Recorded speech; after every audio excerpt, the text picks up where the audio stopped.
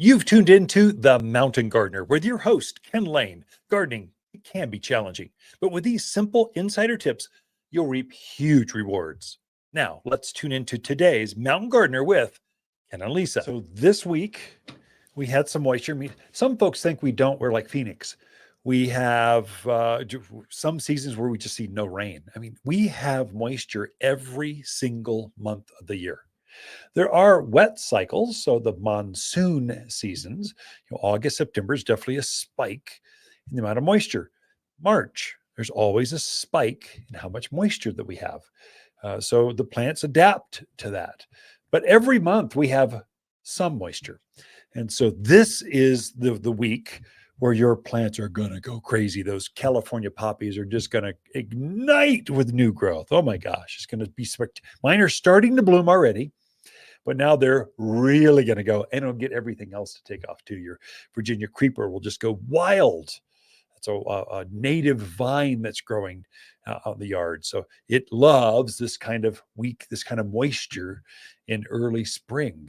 And so it will just take off. The other thing that will take off, be careful, the weeds will go crazy right now. So this is where if you put down your fertilizers, it's really going to activate it to help your plants. If you put down weed and grass stopper, there's a granular it looks like fertilizer, but it keeps the seed from germinating. This kind of event really gets it in the soil so the seed will not take off.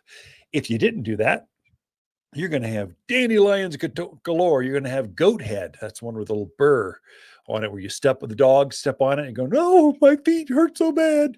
That's goat head. That one is going to take off. It loves this kind of the spring, and moisture just starts to grow like crazy.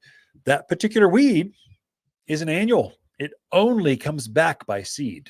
It never comes back by the root. So it's not a perennial. Perennial comes back from the same plant, from the same root, and then can spread and seed from there. But an true annual can come back, but never from the same root. It always comes back from the seed that was germinated or produced from last year's plant. And so that particular, most of the weeds we have here in the higher elevations, they're annuals. Tumbleweeds, it never comes back from the same root. It always comes back from these, it just tumbles across the valley and just spreads seed everywhere, but it comes back by seed. If you can put a weed and grass stopper, a barrier down there, it's going to eliminate them or greatly reduce the number of seeds that are coming back at you. So it just makes it easier. I've got irrigation clocks to run all my water, so I don't like watering. Every once in a while I like going out, it's my coffee cup, and I go out and water something, my container gardens especially. But that's more of a therapy session for me. Not that my plants need water. I've got irrigation out there for them, but I just like to do it. And I commune with the hummingbirds and the butterflies. And then I don't like weeding, so I put weed and grass stopper down. In fact, when I get really stressed, I don't like weeding.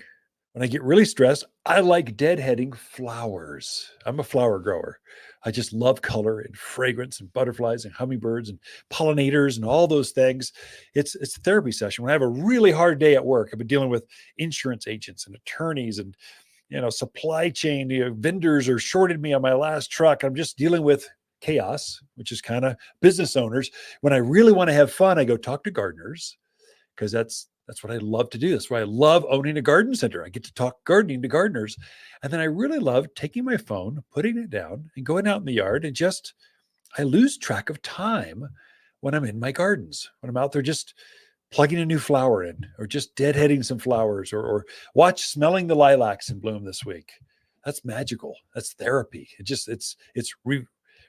reinvigorates, kind of gets me excited. And so it's a good for me. I lose track of time. And so I think that's what gardening does for so many of us. So less therapy sessions and more garden sessions, and you probably have just as much fun or just as more health benefits. Well, that's it for this week's show. Throughout the week, Lisa and I camp out here at Waters Garden Center. We love talking to fans of the show. Waters Garden companion plants in May are purple robe locust, Vining akevia, Prescott sunshine geraniums, and easy elegant roses. Just plant these roses in a sunny spot and enjoy. We've married the beauty of long stem roses with the easy care of shrub roses for landscape color like no other plant in the backyard. Choose fragrant reds, radiant pinks, corals, vivacious yellows, and stately whites. Extremely fragrant and only found locally at Waters Garden Center in Prescott. For a more fruitful garden, increase success in the landscape that just feels better, then tune in daily to the Mountain Gardener podcast. Subscribe through your favorite podcast streamer or visit watersgardencenter.com. Better yet, visit me directly right here at Waters Garden Center. Thanks for tuning in.